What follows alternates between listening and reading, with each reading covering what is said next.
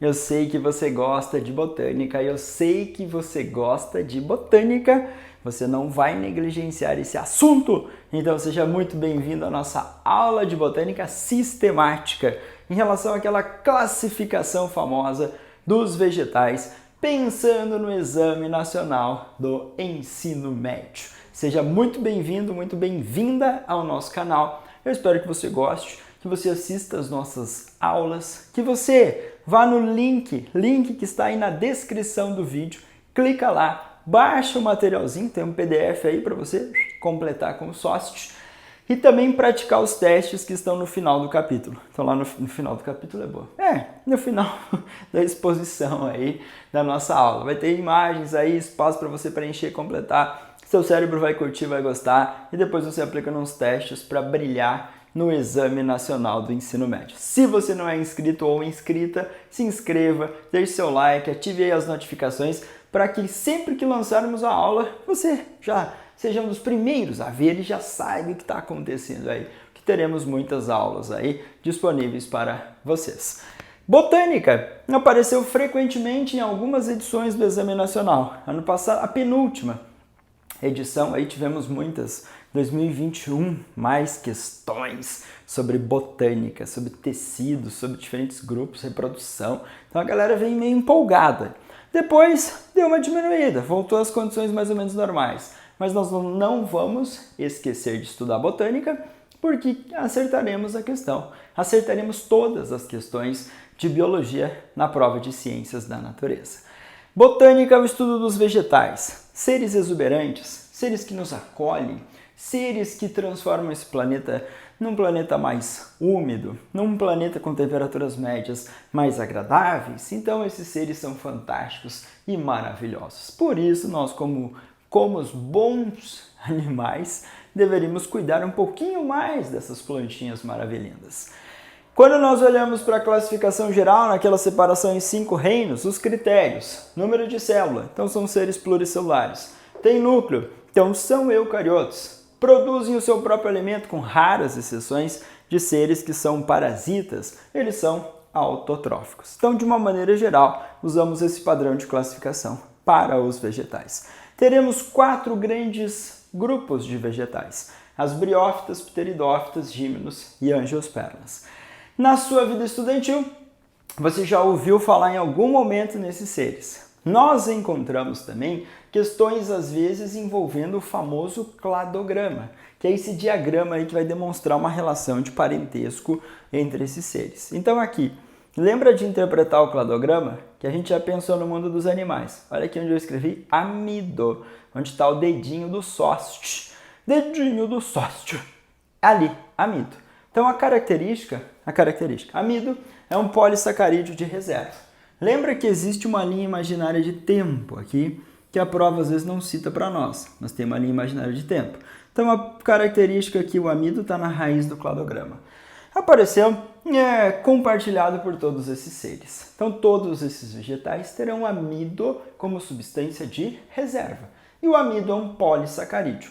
Quebrando as moléculas de amido, nós liberamos moléculas de glicose. Então teremos essa percepção. Se eu colocar o amido aqui, na interpretação, eu vou falar que o número 1, o número 2, o número 3 e o número 4 armazenam substâncias aí orgânicas, compostos orgânicos, para serem usados depois, na forma de amido. Esse nó do cladograma, surgimento das briófitas. O tempo passou, mutação, seleção natural, surgiram os vasos condutores de seiva. Vaso condutor de seiva existe no número 1? Segundo o cladograma, o vaso condutor de seiva surgiu depois. Então, o número 1 não apresenta vaso condutor de seiva. As briófitas, representadas pelos musgos, são avasculares, ou seja, não apresentam vasos condutores de seiva. Musguinhos avasculares ou atraqueófitos, sem vaso condutor de seiva. Ambiente úmido, nos chãos úmidos, molhadinhos, Mata Atlântica, Amazônia, outras florestas tropicais, ou mesmo em ambientes urbanos, lugares úmidos, sombreados, a gente vai ver esses vegetais de pequeno porte, pituquinhos, pituquinhos. Dificuldade em conduzir água, seiva, e aí a gente vai ver eles colocados nesse ambiente. Escrevi ali para você, no cladograma, a ausência de vaso condutor. Mas os vasos surgem aqui e os grupos que surgiram depois herdaram esses vasos condutores. O número 2 é o grupo das pteridófitas, o número 3 e 4 das gímenos e das angiospermas. Então, sempre que eu interpretar o cladograma, lembra que essa característica, se ela aparecer assim, surgiu e ela foi herdada pelos grupos que vieram posteriormente. Por exemplo, flor está nesse clado que dá origem aqui às angiospermas. Então, a flor só vai existir no grupo das angiospermas. Semente está aqui, surgiu antes de gímeno e anjo. Então, a semente é compartilhada pelas gímenos e pelas anjos. Então, você vai interpretando assim o cladograma.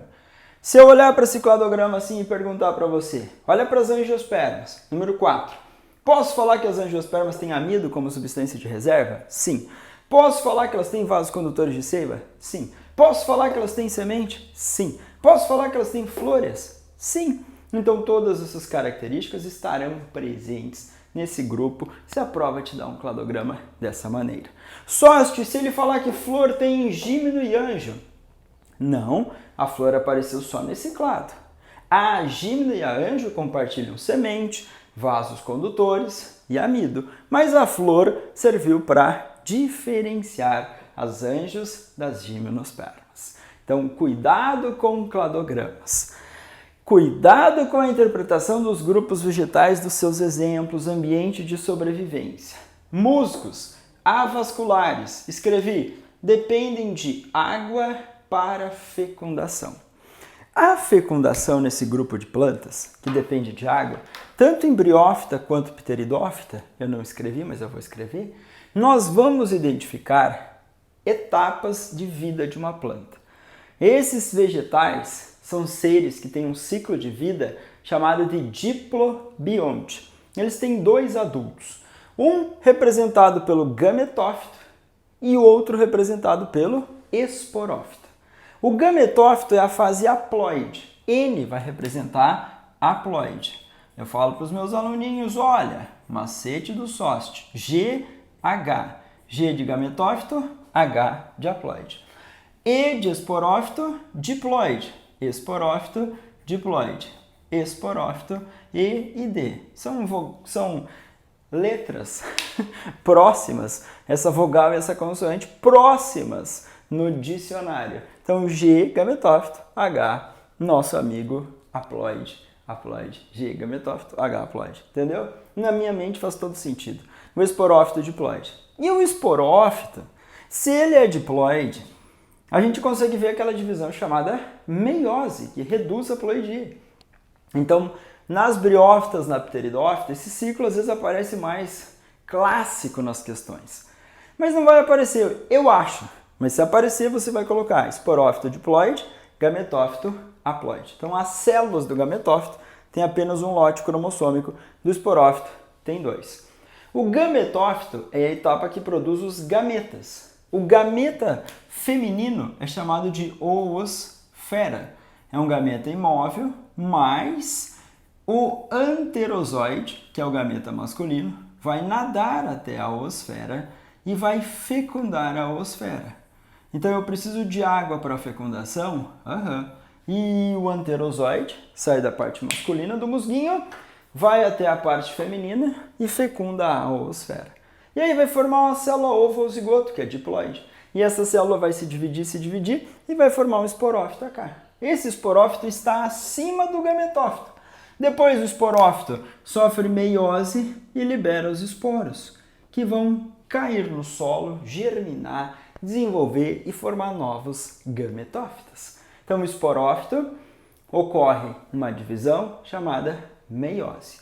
Produz os esporos, caem no solo, germinam, crescem os gametófitos, produzem os gametas, oosfera, anterozoide, fecunda e aí forma o esporófito novamente. É muito nome legal. Então eu fiz aqui embaixo, na comparação briófita e pteridófita, As briófitas são avasculares, as pteridófitas são vasculares. Pelo cladograma dá para ver. Dá para ver que elas têm vaso condutor de seiva. A samambaia é o principal exemplo de pteridófita para sua vida estudantil. E nas samambaias, nós vemos um gametófito chamado de prótalo. Esse gametófito ele tem tanto a parte masculina quanto a parte feminina no mesmo componente anatômico, na mesma estrutura. E ali nós precisamos de uma gotinha de água também para fecundação. Os gametas, para se encontrarem, eles precisam de água.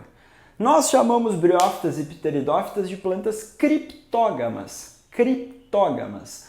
Plantas que não têm estruturas reprodutivas assim bem visíveis e evidentes. Agora, depende de água para fecundação? Sim. É comum a dependência de água para fecundação em briófitas e pteridófitas. Agora completo com o sócio aqui. Deixa eu mudar a cor para ficar mais colorido ainda. O esporófito é 2N ou diploide. E o esporo é N ou haploide. Que divisão aconteceu aqui? Aconteceu meiose. Então nós chamamos essa meiose de intermediária ou espórica. O esporo germina, vai dividir, forma 2, 2, 4 e vai formar o gametófito. O gametófito é N ou haploide. Os gametas são N ou haploides. Então aqui divisões mitóticas. Mitóticas. Mitose, porque mantém a ploidia. Então vai sendo mantida essa ploidia, não tem uma variação.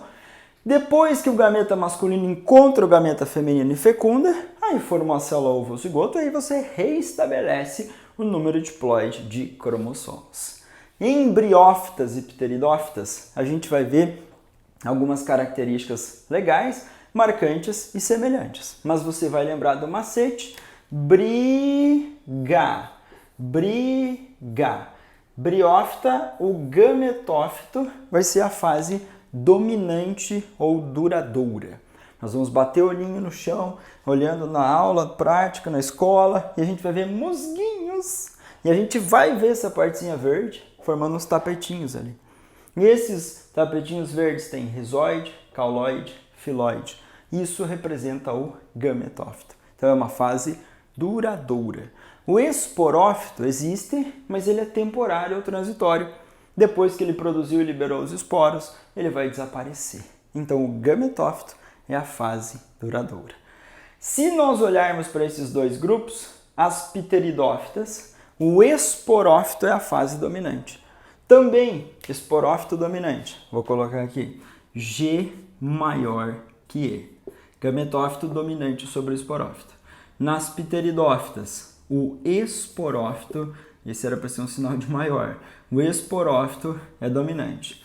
Nas gimnospermas, o esporófito é dominante. Nas angiospermas, o esporófito é dominante. Então foi vantajoso aí ao longo da escala evolutiva a fase de esporófito ser dominante em relação à fase de gametófito nesses vegetais. Se eu olhar no nosso cladograma, nós temos aqui sementes e flores. Mas antes, eu escrevi uma coisa. Que o Enem já citou. Grão de pólen, aqui pólen, tubo polínico. Pólen. Os vegetais que têm estruturas de reprodução visível, como as gimnospermas e as angiospermas. As gimnospermas, como as araucárias, o pinheiro do Paraná, ele vai apresentar estróbilos, estrutura de reprodução visível. Essa estrutura de reprodução visível, ela permite a formação de grãos de pólen. O vento bate, o grão de pólen voa do estróbilo masculino até o estróbilo feminino. Cai lá o grão de pólen e vai crescer o tubo polínico. E esse tubo polínico vai ter no interior os gametas masculinos. Nós teremos gameta masculino dentro do tubo polínico chamado de núcleo espermático. O tubo polínico vai crescer, vai levar esse núcleo espermático até a oosfera e aí vai ocorrer a fecundação. A prova não vai colocar todos esses nomes. Se ela colocar, parabéns para nós, porque nós vamos acertar. Mas ela geralmente não vai colocar. Ela vai colocar grão de pólen, trouxe formação de tubo polínico, que trouxe a independência da água para fecundação. Briófitas e pteridófitas dependem de água para fecundar. Gímenos e angiospermas já produzem grão de pólen. A produção do grão de pólen dá origem a uma unidade chamada de tubo polínico, e esse tubo polínico permite o encontro do gameta masculino com o gameta feminino. E aí ocorre a fecundação ou fertilização. Então a prova pode questionar você. Dos 4, qual foi o primeiro grupo a apresentar independência de água para fecundação? E aí você vai falar que são as gimnospermas. Elas surgiram antes, as gímenos surgem depois, e elas apresentam essa novidade que é o grão de pólen. O grão de pólen, poeirinha, transportado pelo vento, por isso que o Soacha escreveu polinização anemófila. O vento bate, transporta, tubo polínico, fecunda. E aí existe uma estrutura chamada óvulo que vai se desenvolver e formar a semente. Então, se nós consumimos o pinhão, nós consumimos uma semente das gimnospermas. Esse término gímenos é para ser nu e esperma semente. Então, a semente ali, ela não está protegida ou envolto por um fruto. Essa semente é rica em nutrientes. Lá dentro tem um embrião. E lá dentro tem um embriãozinho e ao redor a massinha branca, que é o endosperma. Esse endosperma é N ou haploide e esse endosperma armazena nutrientes para garantir esse desenvolvimento futuro do embrião. Nós humanos vamos lá, roubamos a sementinha. Comemos a reserva do bebê araucária, E a gente come até o embrião daí, que é o bebê araucária. Você vai falar, poxa, sócio, lá dentro da semente, reserva de nutrientes e o embrião. Então teremos esse pensamento em relação às gimnospermas.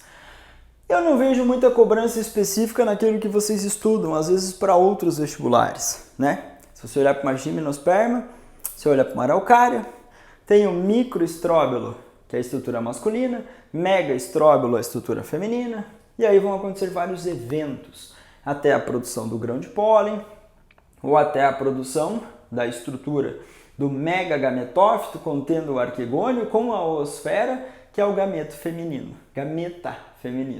Em todas as plantas, todas, briófita, pteridófita, gímeno e anjo, o nome do gameta feminino é oosfera. Em todas as plantas, o nome do gameta feminino é oosfera. Repita com o sócio. Em todas as plantas, o nome do gameta feminino é oosfera. O nome do gameta masculino, em briófita e pteridófita, é anterozoide. Nas gímenos e nas anjos é núcleo espermático. Então a gente vai ter uma mudança nessa nomenclatura. Se nós olharmos para uma araucária, pinheiro do Paraná, eu vou estar olhando para ela e observando o esporófita. Tem uma raiz axial, um caule do tipo tronco, folhas em formas de agulhas, folhas aciculadas ou pontiagudas. Então nós teríamos ali uma estrutura legal. Em determinadas épocas vemos os estróbilos, que serão estruturas importantes no processo reprodutivo. Então, de uma maneira geral, a gente chama esses dois grupos aqui de fanerógamos. Fanerógamas. Ou fanerógamas. Faneros é visível. As flores serão estruturas de reprodução das angiospermas e os estróbilos, estruturas reprodutivas das gimnospermas. Então, a estrutura de reprodução visível. Não escrevi o nome aqui antes, mas briófita e pteridófita são criptógamas. Cripto, oculto, gamia, união. Só se o Enem tiver uma pegada muito diferente para colocar esses nomes, fazer você ter que pensar. Mas vamos prevenir porque a gente quer acertar todas as questões. O grupo das angiospermas, sem sombra de dúvida, é o grupo mais diverso. Nós teremos aí subdivisões das angiospermas nas famosas monocotiledôneas e nas dicotiledôneas aqui, ou eudicotiledôneas. Então, se a gente separar esse grande grupo, geralmente é o que nós mais consumimos. Milho, trigo, cevada, centeio, grama, são exemplos clássicos de monocotiledôneas. plantas exuberantes chamadas de orquídeas, também fantásticas, fantásticas, visíveis, bonitas, delicadas, que são monocotiledôneas. Nas monocotiledôneas, o nome cotilédone faz referência a uma estrutura dentro da semente, então tem um cotilédone. Nas dico ou eudicotiledôneas, nós teremos 2 cotilédones. São folhas modificadas para armazenar nutrientes. Os cotilédones estão dentro das sementes. Geralmente características assim, visíveis externamente. No milho, a raiz é chamada de fasciculada, sem um eixo central. No feijão, a raiz é chamada de axial, ela tem um eixo principal. As folhas têm nervuras paralelas, ou são paralelinéveas. Nas dico ou eudico, a gente tem nervuras reticuladas. E agora, nós conseguimos diferenciar essa morfologia. Na flor, existem estruturas trímeras, ou múltiplos de 3, nas monocotiledôneas. Então, 3 pétalas, 3 sépalas, 3 estâmios, ou múltiplos de 3. E nas angios, nós vemos estruturas múltiplas de 4 ou 5. Então tem flor tetrâmera e flor pentâmera. Posso olhar pétala, sépala, estâmios, pistilos e terão múltiplos de 4 ou múltiplos de 5. Então isso vai caracterizar eudicotiledônea. Múltiplos de 3, as monocotiledôneas. Então além do cotilédone, estrutura que existe na semente para diferenciar, podemos olhar para características externas e fazer essa identificação. E aí eu coloquei uma grande considerada aí quantidade de nomes para a nossa alegria. O óvulo vai se desenvolver e formar a semente. Então, gímeno e anjos têm o desenvolvimento dessa unidade chamada semente. Agora, nas anjos, a gente vai ver uma estrutura ao redor do óvulo. E essa estrutura vai ser chamada de ovário. Esse ovário pode sofrer a hipertrofia, ele se desenvolver, acumular substâncias nutritivas e formar o fruto. Então essa palavrinha ovário, essa palavrinha fruto, essa palavrinha dupla fecundação. E anota mais uma aí, vírgula, endosperma, triploide ou 3N, tá aqui. Como resultado da dupla fecundação, nós iremos associar as angiospermas. Agora, muita calma, porque eu não vou sugar muito o seu cérebro. Mas o pólen sai da parte masculina chamada de estame. Então, os estames eram aquelas estruturas assim. Estame assim e o estame assim. Sai o grão de pólen. Muito bem. Esse grão de pólen pode ser transportado por vento? Pode. Em muitas angiospermas, principalmente monocotiledôneas, pode. Mas pode ter a abelha transportando um inseto, ou abelha, que é um inseto, transportando o grão de pólen? Pode. Então isso a gente vai chamar de polinização entomófila ou entomofilia. Polinização feita pelos insetos. Ah, mas pode ser um morcego? Pode. Quiropterofilia. Morcegos dispersando o grão de pólen. Mas pode ser o beija-flor ou uma outra ave ali que vai lá.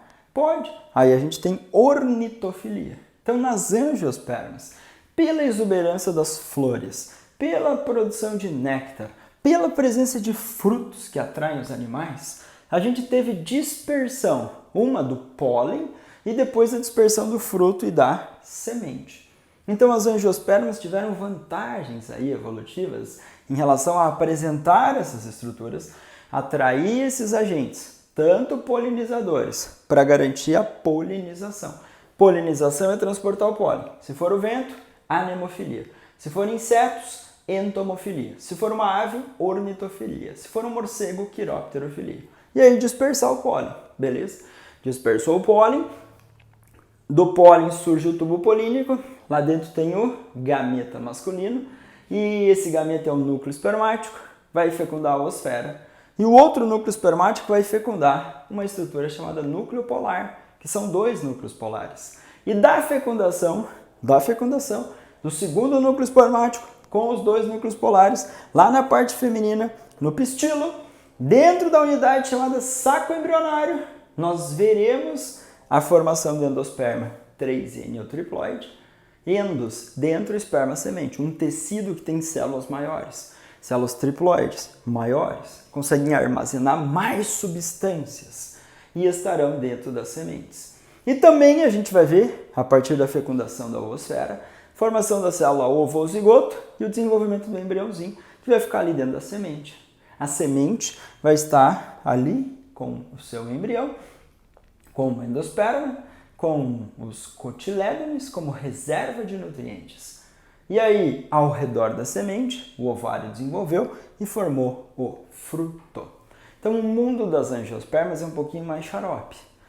Mas foca nas palavrinhas. O que tem de diferença? Eu consegui dividir em 2 grupos, monocotiledôneas e eudicotiledôneas. Eu descrevi para você a presença de flor. Para atração de agentes polinizadores.